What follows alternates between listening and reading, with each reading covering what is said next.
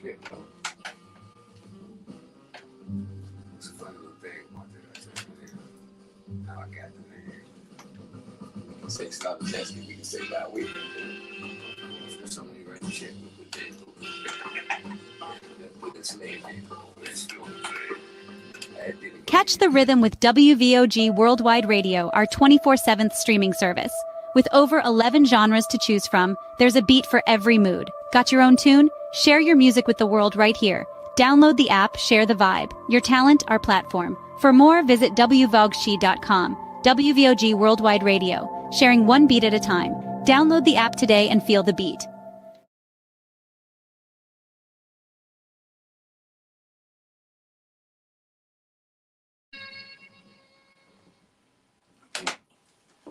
Good afternoon. My name is Akinkanju, and I am the host for a topic.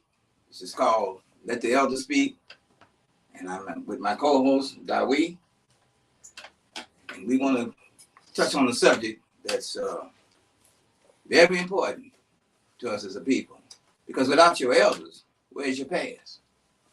Without your past, where's your future? You just a people, four corners to the wind. So what we're going to do, we're going to pay homage to these elders. I myself is an elder. You might say that I'm in the autumn of the year. And people like my mother would be in the twilight of the year. And so we don't talk about this subject about the elders. The elders seem to be pushed in the background. And no people, no race of people, no culture worth its weight in gold will set aside its elders and not listen to them. They're the rock bed. They're the thing that hold us up as a people. And I have my host here, Dawi. He would like to say something. One of the reasons we should let the elders speak is just a natural phenomenon. When you look at the animal kingdom, all the babes adhere to the mother and learn where to hunt, how to hunt, what to do, and things of that nature. So, but through the miseducation of black folk, that's why I say he's just an old fool. But you'd be surprised at what folks know if you allow them to speak. So I think that's one of the main reasons. They will learn. If they allow us to speak, they will learn. If they listen with their brains and not with their ears. So that's pretty much why we're here to discuss that. And what can we do to change that? What do we do to change that as a people? I am a product of, you might say, of things that's happening now. You might say that my generation, after the ride of Dr. King, I was coming home from work at that time. I was 18 going on 19.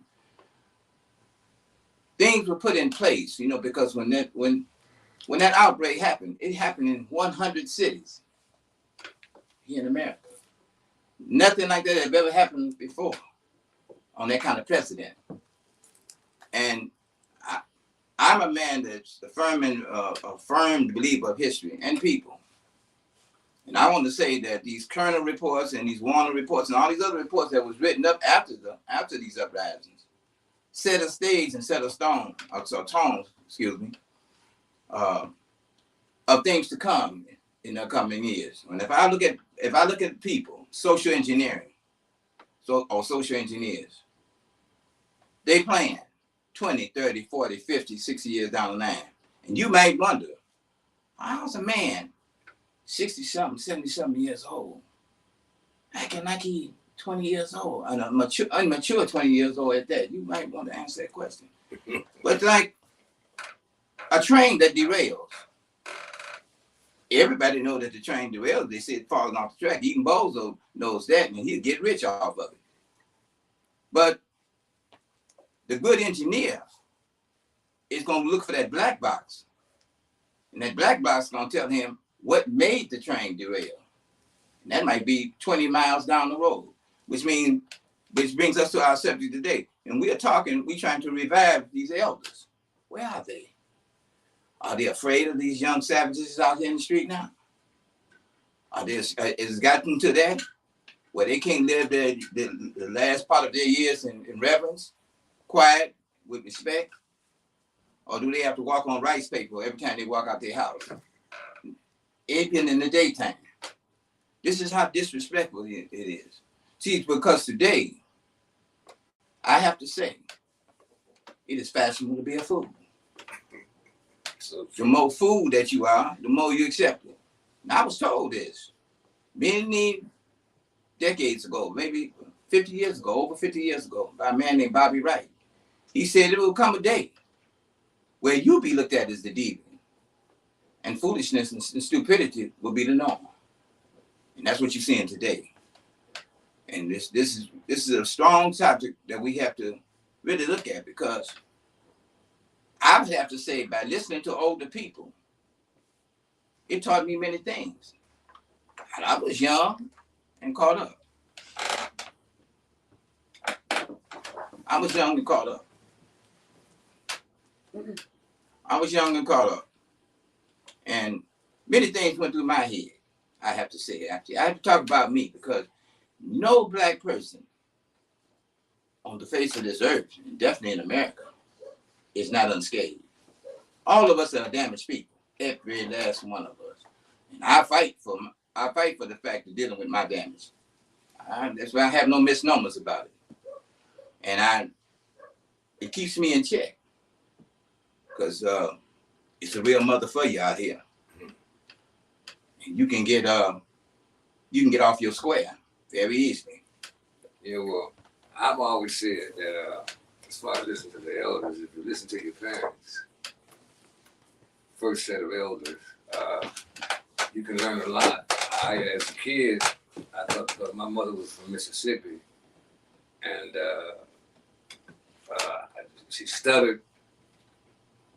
Man, but you learn a lot if you listen with your brain. And the biggest thing that's happening out here right now is an image collision. I call it image collision because we're so enamored with images now. You know, we want to be a quick fix. There's no such thing as a quick fix. And one of the interesting things the guy told me, they will let these entertainers make all this astronomical amounts of money, but they won't let them put it into education. They can have gold collections, car collections, they can have numerous things. And those are things that the young people strive for, with the understanding that sometimes you have to sell your soul. You know, so if we learn to listen to the elders who have experienced this treachery, this racism, this dehumanization, if we listen to them, we can learn something instead of they calling us an old fool. You know, and that's kind of how I look at the take. And it starts at home. You know, because like I say, my mother was my first elder. You know, and she taught me so much. I didn't know she was teaching me, but she taught me so much. So it starts at home. And the thing we talked about last time, I said they slick with it. Instead of saying King Kennedy, it's Kennedy King. I always slide their superiority, want to be on top of us. And it starts with television. It starts with cable. I mean, and it is an unprecedented amount of information being released, but we go past it. So, I mean, we just have to learn to listen with our brains and not our ears. The ears just catch the sound. That's why it's shaped like a C, like a cup. It just catches the sound. Your brain interprets that sound. And most of us don't listen with our brains, we listen with our ears. So, you know. On what Brother Dawi said, I'm in accord with him. It's that the mother's the first teacher. Exactly. And if she don't have nothing on her mind but collard greens and fried chicken, then the kids gonna go astray. She sets the tone. Exactly. And the man protects the hunt. Talking about the animal world, as Brother Dawi spoke earlier, the lion is there to protect the hunt from the hyenas. That's his job. And he eats off the top. That's why when my father and them used to sit at the table, he gets 2 pieces of meat. We get 1 piece of meat and shut up about it. Because that's the divine order. We can't cut the man out. Any people or anybody to say that a man is not important is a people going astray. Is a people going nowhere. You see. I would have to say even for my father. He may have done other things, but he was in that house, and he laid down law. And I, as the oldest, knew what it was. In fact, you almost came out of the womb knowing it, you know. And the grandmothers, they were the reverends, you know. The jewels. They were the jewels. Jewels. I'd give anything to this day to have let my grandmother live a few more years, because she was only 50 years old when she died. Yeah. To me as a kid, that seemed like old. But when I think about it, she was a young lady. She was a young woman, very young. And I have nieces and nephews, to start with me, who don't even pay homage to my mother, who is their great, some of them are their great grandchildren. I would have given an arm and a leg to know who my great grandmother was, because she could have told me many things about my history. Exactly.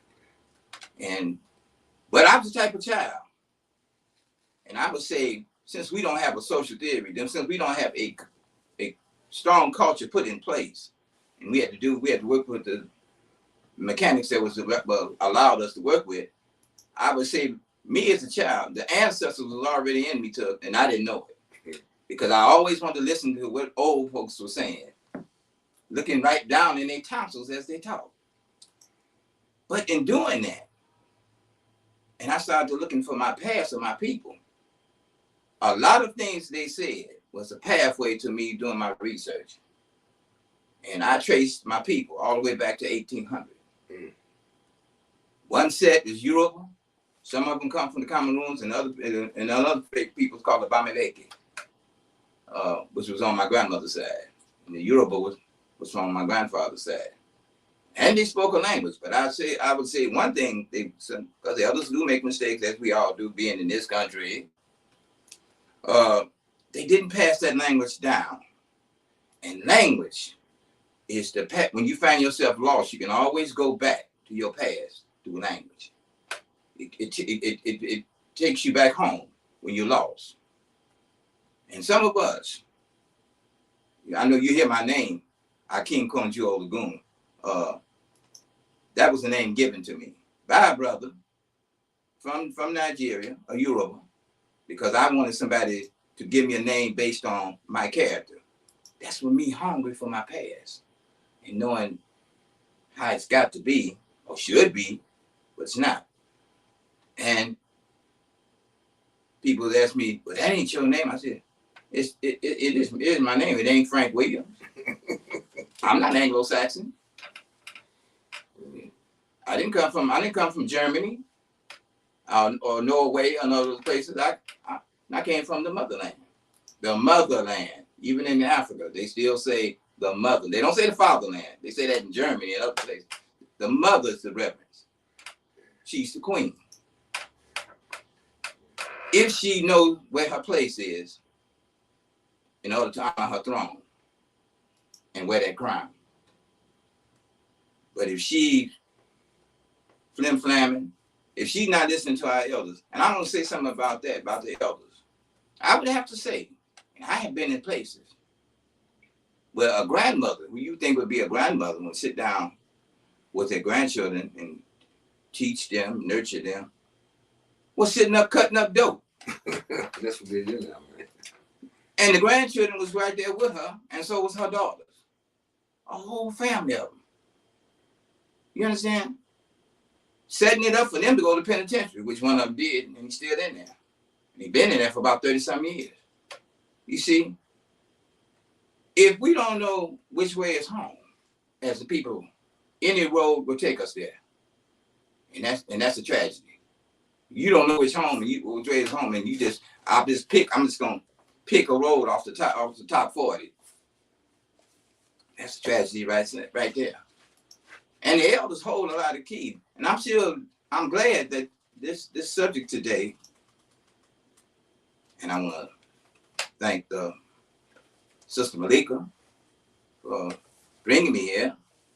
And she is a young woman herself. I would say in her mid-40s. Today, she looked like she would be like a relic for her to think like that in these days and times, like I said, it's fashionable to be a fool. The more fool you are, the more you accept it. But they got a place for fools. You know, they got a place for them. They got a place for these young people out here who think they tough. So you can't go to the penitentiary and have a gun. Got a man up in there, or you be somebody's queen. I feel like I used to better words. On the name change is very interesting because my slave name was Dave Wilkes, after my father, who wasn't shit. But anyway, that's another story. So I mean, it's 1967, 6, they made the cassette announcement where they were talking about we ain't really got no name and blah, blah, blah, and all that. So I took the D-A out of Dave, the W-I out of Wilkes, put it together, called it Dawi, and what's so messed up about it, it's still me, Dave. So you can't get away from who you are. Back to the other thing. I think our biggest problem is an age-old thing, divide and conquer. You know, and crabs in the barrel. You know, and now we have children raising children because the grandparents aren't on the set or the grandpa is doing as much dope as they're doing. So, you know, we have to listen to our hearts, you know, and like I said, I was more afraid of my mother than any gangbanger. I'm from the west side, Holy City, 16th Street, you know, and I was scared of my mama. So, yeah, like I said, it all starts at home. We got to fight 400 or 500 years of indoctrination. They don't teach us shit in school, in the school system, about us. They make it where you feel like not like they make it be where you feel like you're nothing, and that's their goal. But we as people, we don't listen to the elders. We don't that old soul don't know what he's talking about. And I try to talk to the youngsters about slavery. Oh, that was a long time ago. It's not that long, son. 1800 is not that long. 1500 is not that long ago. And the dissemination of information is so gigantic that you don't know who to believe or what to believe or who to follow. But if you listen to your mom and pop who has been through that and got some sense, they can help you navigate that current, because it's a hell of a current. So I'll say this here, and I'm gonna be frank, it's my slave name, and that is, even my father, you know, he didn't pay attention to my brothers and myself. But when I sit in that cell and got myself together, well, nobody was gonna bother me, and I can sit back and think about the reason I'm in there. I had to come to full circle and admit to myself, you in here for being dumb. So when you get out, try like hell, don't to hang with nobody that's dumber than you. And my father wanted to talk with me. I didn't push him away. Something told me after the cape I pulled off, I need my coat pulled. Somebody got him, and he's my father, so he had to have my interest in man. And I sit down there, he had these long talks every day I come in from work. We had these long talks.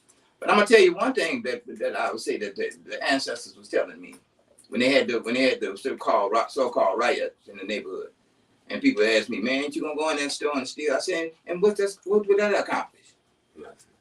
That same merchant is gonna go laugh all the way to the bank and collect his insurance. That's and right. It's gonna be a barren neighborhood. And what are we doing? We're trying to be like them. We're trying to become them. If you really look at it over the centuries, you know, I bet the brother that was in the barn found that axle grease and put it in his hair, and so I slicked it down. You know what I'm saying? We ain't stopped since. That's self-hatred. Yeah, of course, it's self-hatred. That's somebody's narrative. You let somebody else write your narrative. You don't write your own story. Tell your story.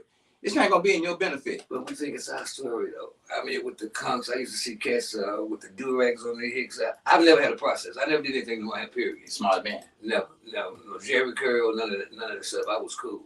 And then when I found out I could wear dreads, I was really cool. Till I started going bald, you know, so I just cut them off, you know. But it all starts at home. You know, the bottom line, and then we as a people are like facing a tsunami, a wave that big, and how do you overcome all that when our kids indoctrinate themselves to try to be like Europeans? You know, I mean, how do you challenge that? Human beings are human beings. Everybody goes to the bathroom the same way. So, but how do you flip the script? Well, I say this here. That's easy to say. But I say no people would stay in the situation we in. Nobody. It's something about our nature that's good, but also bad. You see, if I say I'm locked up, and somebody bring me some cookies and some donuts, I better not eat them. That nigga's gonna be his bees. You know what I'm saying? I better not eat them. And when you talking about why don't they teach us what we need to know in their schools? That's not the language of power. We got it all twisted. You have your own schools, and then you tell your narrative. Yeah.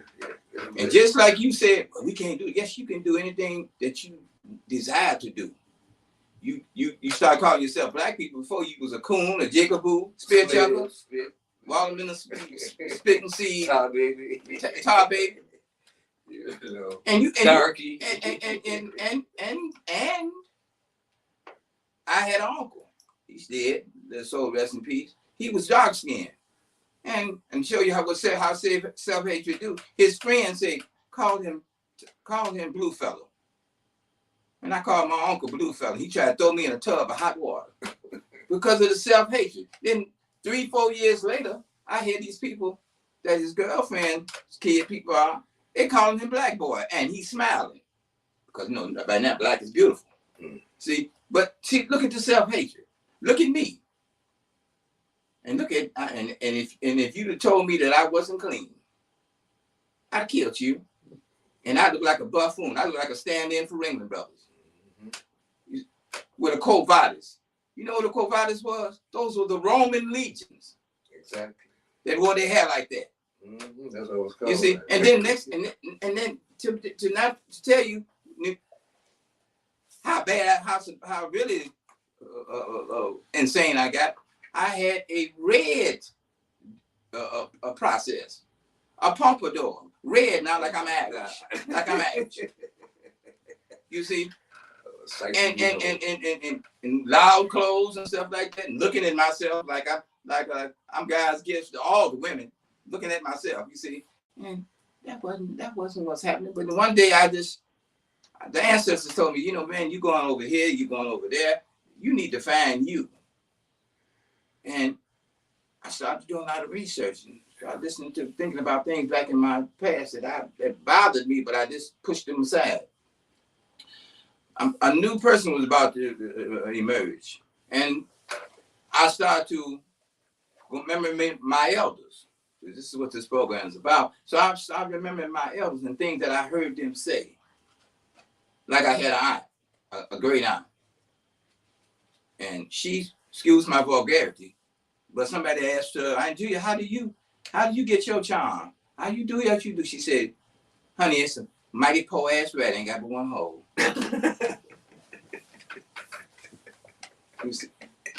Oh my God. And I said, well, what is she talking about? Yeah, that's right, because I'm thinking like a child. If the rat ain't got but one hole, the cat gonna get it. I said, but why is she saying that? Something in me was, like our ancestor was telling me, no, she's saying something else. You need to think. And she was saying, you must cover all the bases. You must have an A, B, C plan. That's what the old lady was saying. That's exactly what she was saying. That us as a people, in the situation we've been up under, we had to be in a position mentally to be able to throw it off all that. That's a lot of shit to throw off you, man. That's a lot of stuff to throw off. That's a brilliant people. We don't know how brilliant we are. Sure. For somebody to be able to do that to us, of course, we've seen every other ethnic group come over to this country. We're going to get on that subject, too. Well, the immigrants, them and the niggas, smashing folks and the immigrants. I mean, those are people trying to seek asylum, you know. But my thing has always been, man, you know, from day one, hey, man, they started attacking us in the womb. When we come out, we already cast, set, died, and everything else, man. And it's just like my grandchildren. They look at all these Asians on YouTube dancing and shit, and white people. And I tell them, man, you need to listen to some brothers. You need to listen to some black opera. You need to listen to some black people. Demi Lovato, bitch can't sing. Taylor Swift, bitch can't sing. You know, but they making all the money in the world So and then our kids, they try to adapt that and become like that and live like that, man. You know, our entertainers have lost their mind, and then you know, entertainers influence a lot of people. Right now, we're gonna do what we do and take a break.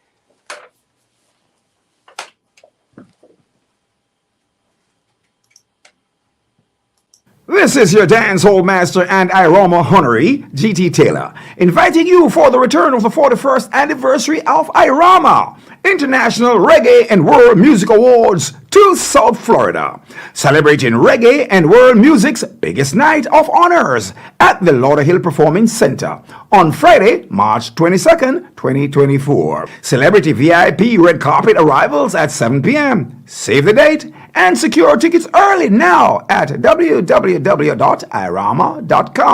Dedicated to health awareness and powered by Martins International, bringing nations together through music and culture. So we can continue. Yep. Yeah, it's emulation, man. I mean that is one of our greatest downfalls, man. We try to emulate them. We try to become like our captains. We want to wear a hat like them. We want to dress like them.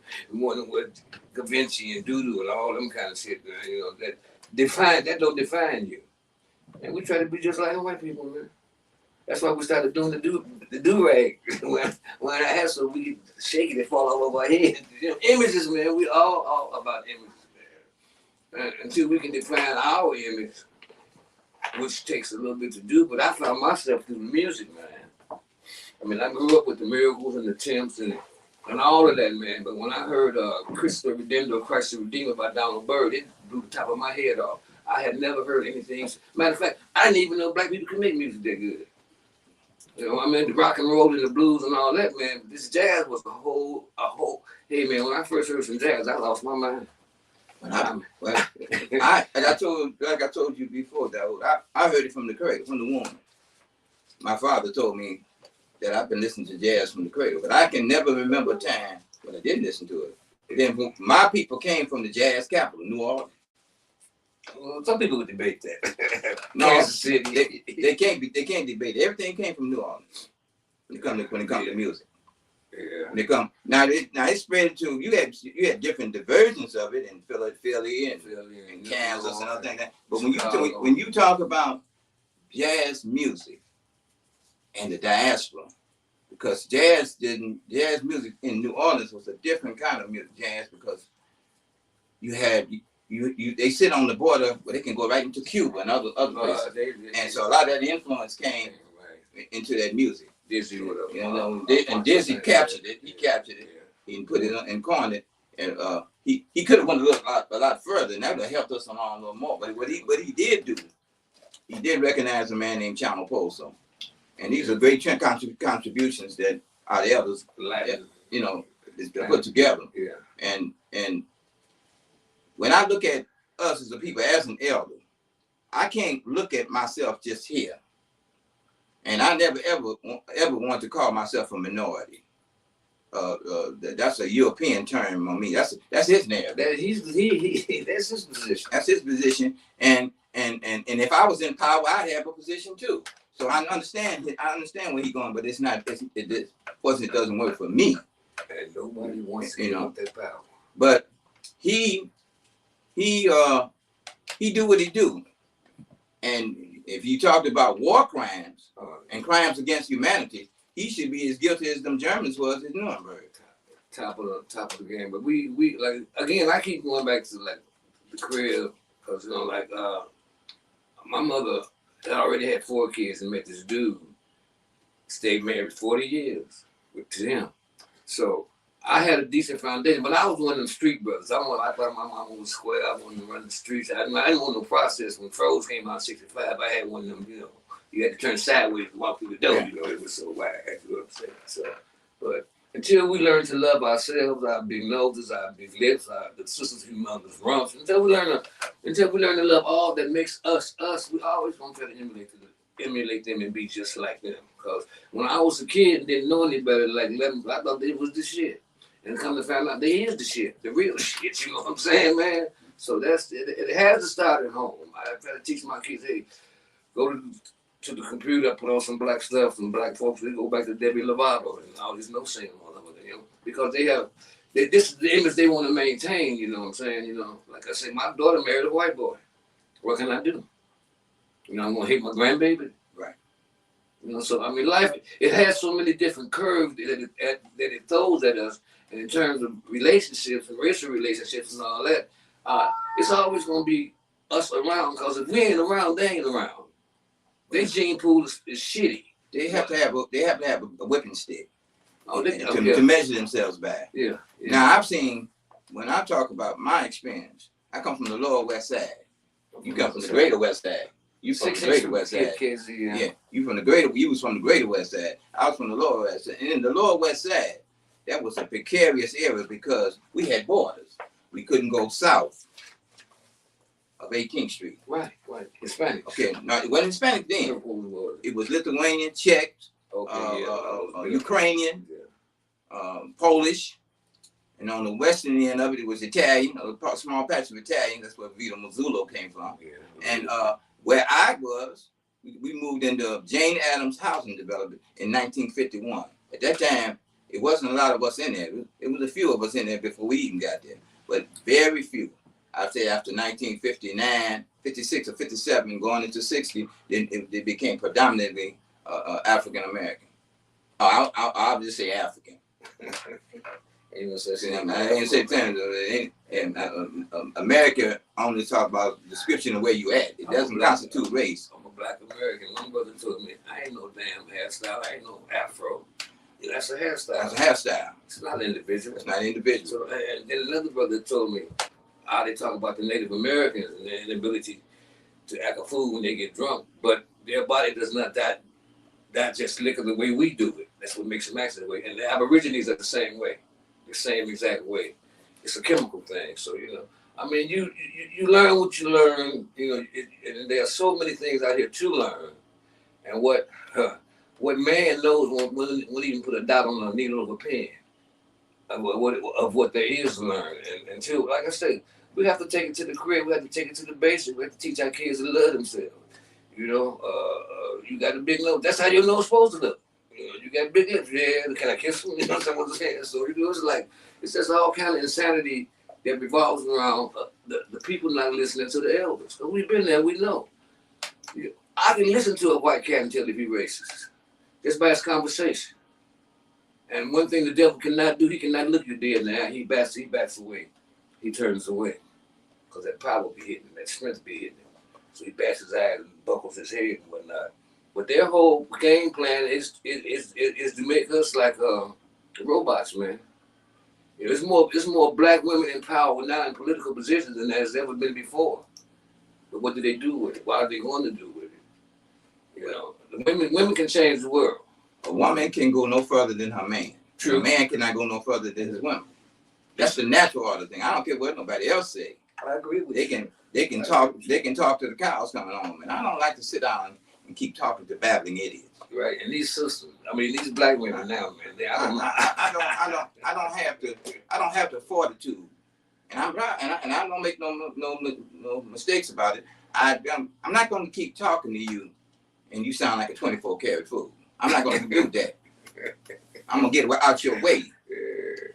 You see, I'm not gonna be talking with you about you, and you are me and I am you, and you doing this to me, and we get in our own way as a people.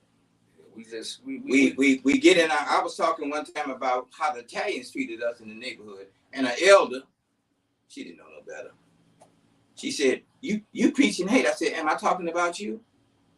Did I say anything about a black person? Yeah. Then what are you talking about?" I said, "See how we get in our own way? First we were talking. Now I talked about another ethnic group that dogged us out to no end. Sure did. And you defend them. What are you doing that? Why are you doing that? What did you hope to gain by that?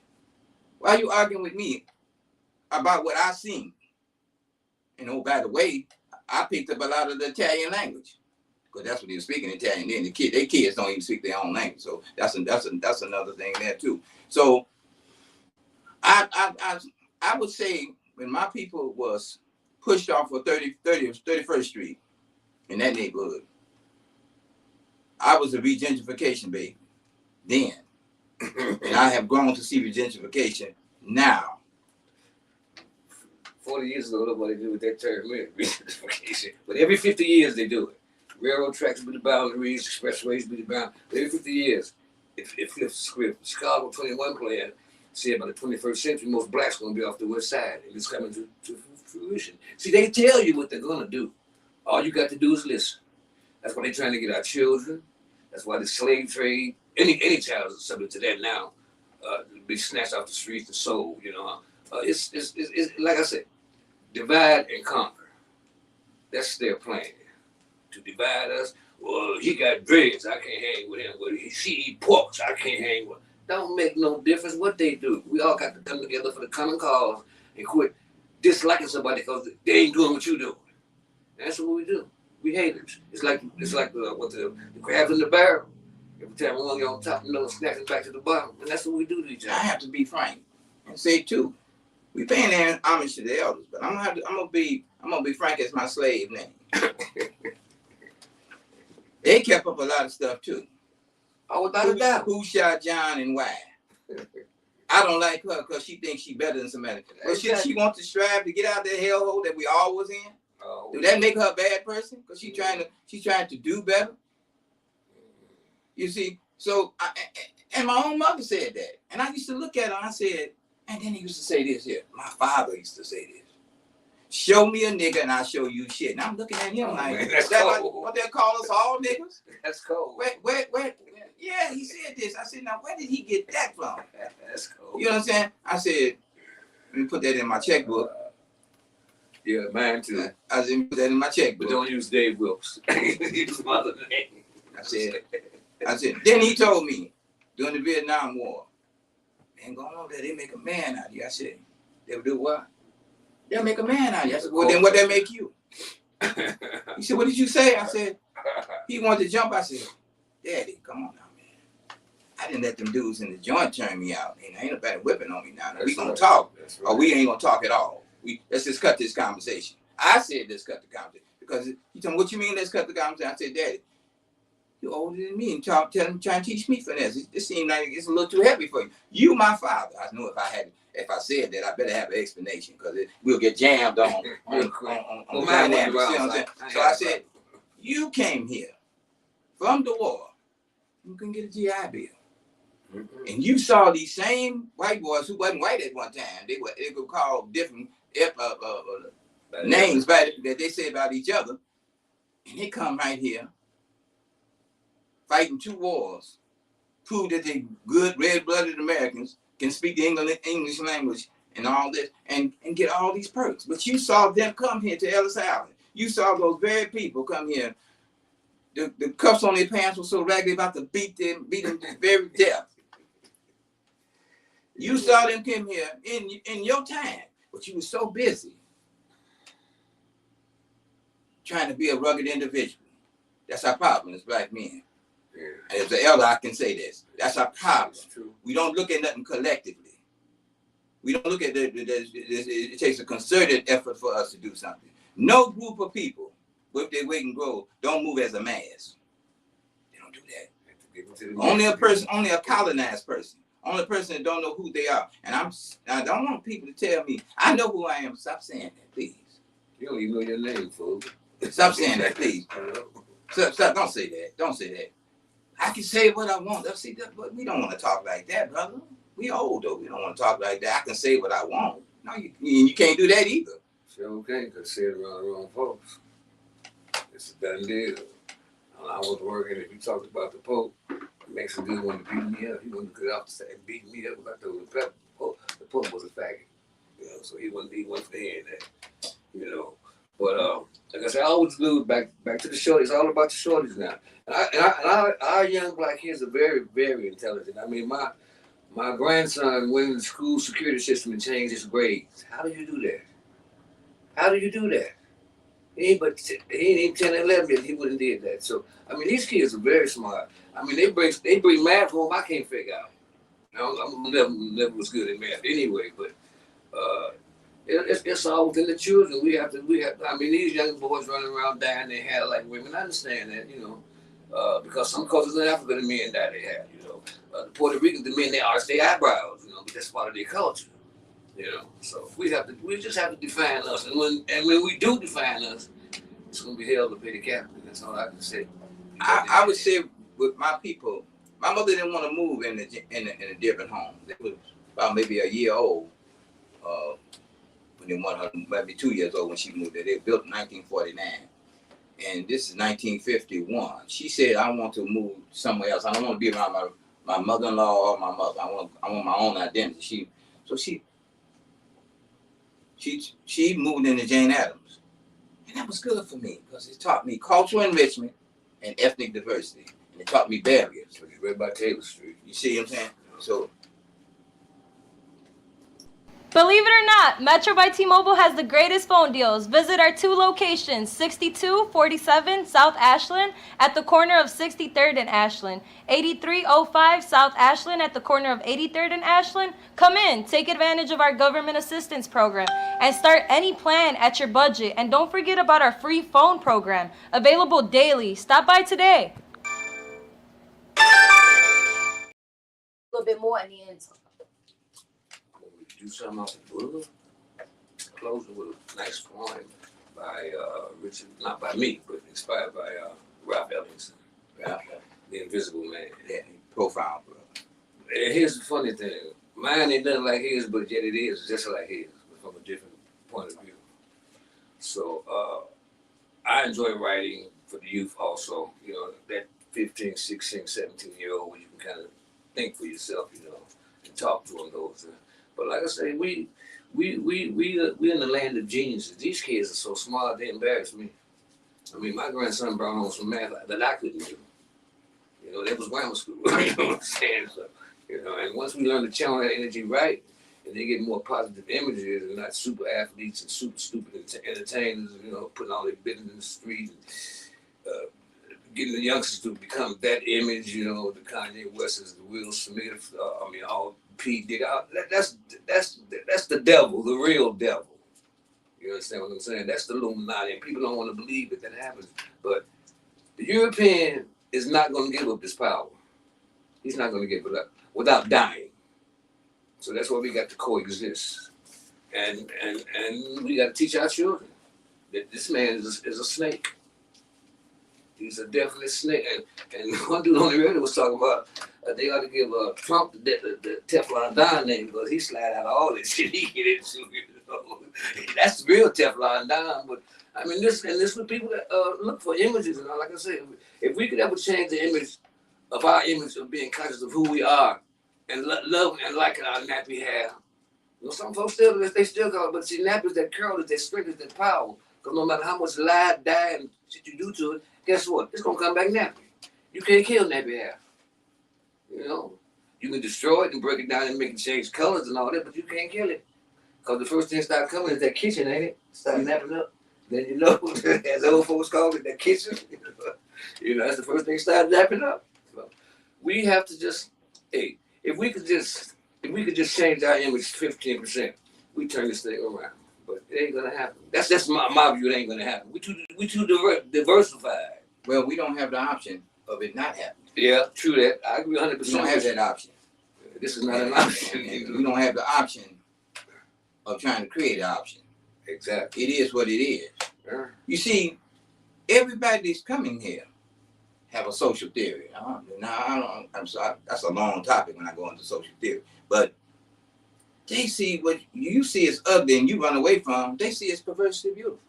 Exactly. They move right on in there with a plan. And they build up areas where you run in. See, now you can't bring me game. You can't take a 79-cent pound cake and drape icing on it and tell me that's a real cake. That's a pound cake with icing on it. That's all it is. You can't do that to me and tell me I can move in Nowheresville or Never Nigga Land. And I'm running from you and thinking that you, Zeke, Dre, Bebe, and Bo Peep ain't gonna move next to me in the next 10, 15 years. See, we think that I run up here and where I live, like a young girl told me one time when I was teaching the class, Mr. Williams, where I live, ain't no black people out there. I said, you there? She said, well, no, ain't no black. I said, you there, baby. You're not European. You're not white. You there. So the dynamics had already changed when you got there. That was a solid so-called white community, and you came there, and not black people there, because you there.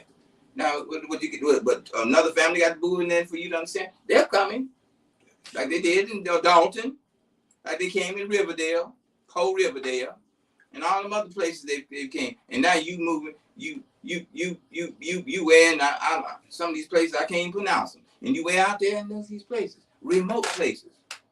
Now, if I look at history, we were living in remote places and built our own towns, but those towns were surrounded by white people. And when they came in, they attacked it. You was like in a circle. Geographically, you were just in a circle. And you were all surrounded by them. And when they came and attacked the community, that's what they did.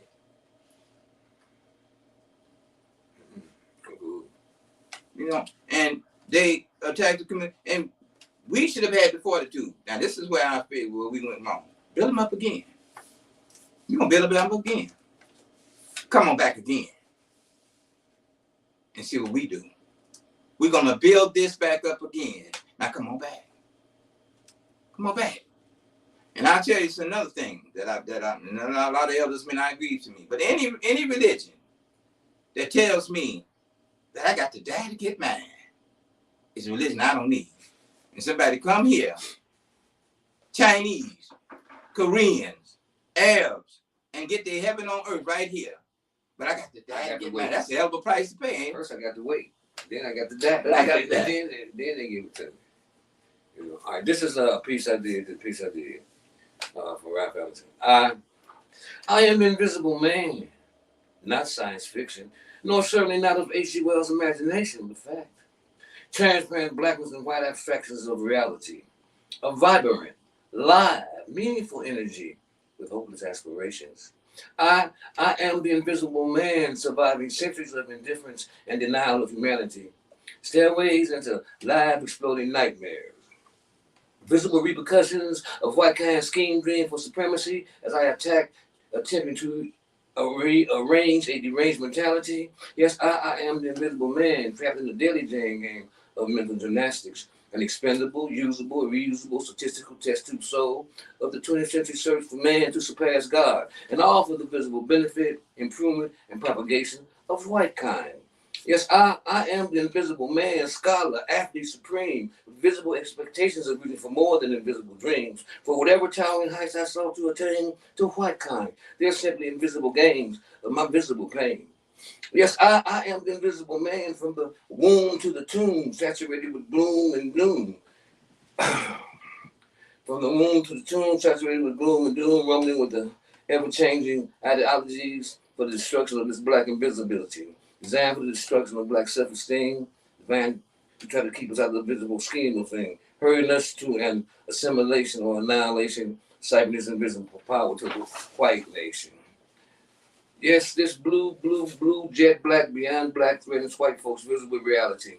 I am the invisible man. And I'm mad as hell because you see, I am the root. I am the root from which all life is sprung. And yet we as a people remain firmly entrenched on the bottom rung.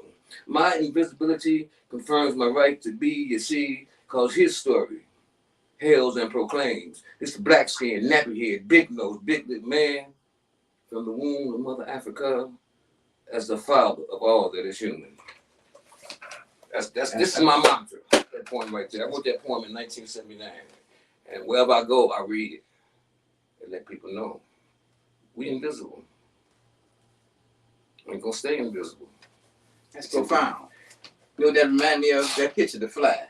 The fly was in there. Nobody knew when. Help. And he right there. And we right there, but nobody sees us. Nobody sees us.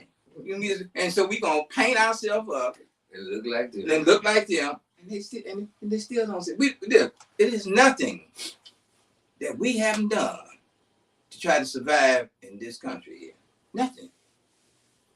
And I mean, You ain't, if you do it, you try to do it. It's nothing that you can do that our ancestors hadn't already done. Yeah, like my mother tells me. We didn't prayed in. We didn't cried in. We didn't jeffed in. We was good jeffers.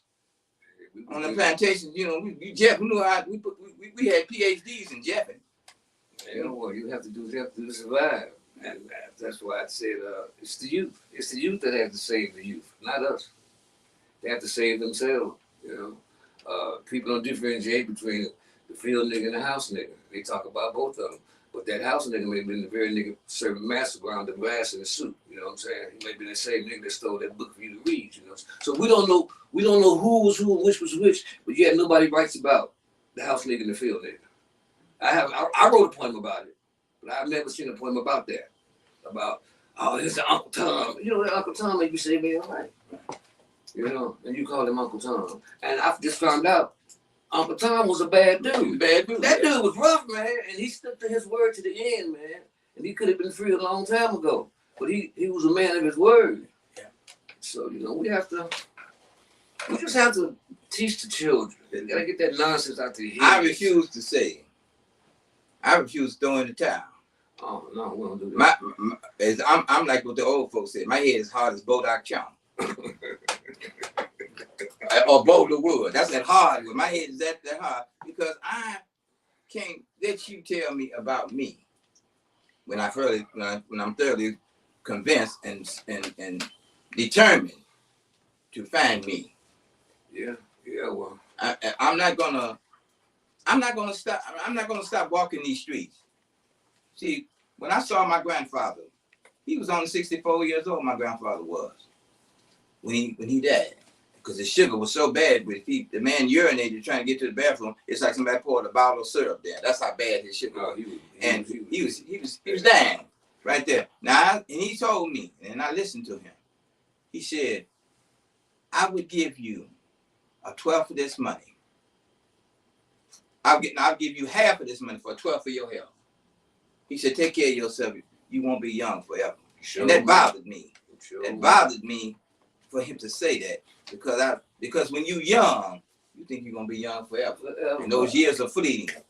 Time ain't going fast. Time is what it is. Time is what it is. You didn't pay attention to time. Time is absolute. Like history. When I hear people say history repeats itself, they have no idea of history. History don't repeat itself. History puts it out there, and it says to you, this is what's happening, and then it goes on about its business. Now, if you repeat it. But history is absolute. History is it. It tells you it is what it is. It is what it is with history. You see? History. Our women and our children, they got them.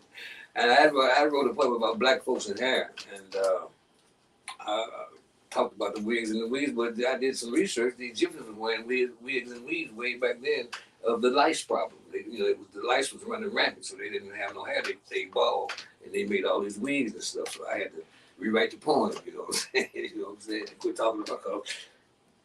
My mother once told me a woman's hair is her glory. So you know, I live by that mantra now. Her looks, how she look, her face, she's how she appeals to people, and by her looks, hair. And her face and everything. Yeah, those things are very important to her. To her. I got one called Elephant Asses and Skeleton Legs. What I talk about, these sisters are going to get these pumped up rumps and they're walking on sticks, you know. Yeah, yes, I've seen sisters like that, but but she can't help what she is. I mean, but our ignorance, based on what I said, what we say standard of beauty is, we would say if the girl got thick lips, and a pug nose. She looks like a baboon. Or if the woman is big, she's a bull bear. Yeah, not just a bear. Now she's a crossbreed between a bull and a bear. Well, here's the famous phrase. They're so cute, but damn, she's huge, man. You know you see what I'm saying? we can be the most cruel people to each other. Very cruel. So we can be very cruel to each other. I would say even at the last minute, me coming here, if I was the type of person to say, well, well, they should have called me at a certain time, and I be, but this is important to Malika. And it's a beautiful thing, you know. I hope some people are actually listening to some of the youngsters. It needs to be played in all the high schools, man. You know, I want my invisible man to be put in the high school, but the white folks wouldn't stand for that. They wouldn't really put it in that context, man. So, you know, like I said, your mother's your first teacher, and those should be your building blocks. She teaches you how to walk, talk, how to wipe your butt. You know, she teaches you everything. So that's what's happening. Believe it or not, Metro by T-Mobile has the greatest phone deals. Visit our 2 locations, 6247 South Ashland at the corner of 63rd and Ashland, 8305 South Ashland at the corner of 83rd and Ashland. Come in, take advantage of our government assistance program, and start any plan at your budget. And don't forget about our free phone program, available daily. Stop by today. This is your dancehall master and Iroma honoree, GT Taylor, inviting you for the return of the 41st anniversary of Iroma, International Reggae and World Music Awards to South Florida, celebrating reggae and world music's biggest night of honors at the Lauderhill Performing Center on Friday, March 22nd, 2024. Celebrity VIP red carpet arrivals at 7 p.m. Save the date and secure tickets early now at www.irama.com. Dedicated to health awareness and powered by Martins International, bringing nations together through music and culture. Why did you do what you did to me, Catch the rhythm with WVOG Worldwide Radio, our 24/7 streaming service. With over 11 genres to choose from, there's a beat for every mood. Got your own tune? Share your music with the world right here. Download the app, share the vibe. Your talent, our platform. For more, visit wvogshi.com. WVOG Worldwide Radio, sharing one beat at a time. Download the app today and feel the beat.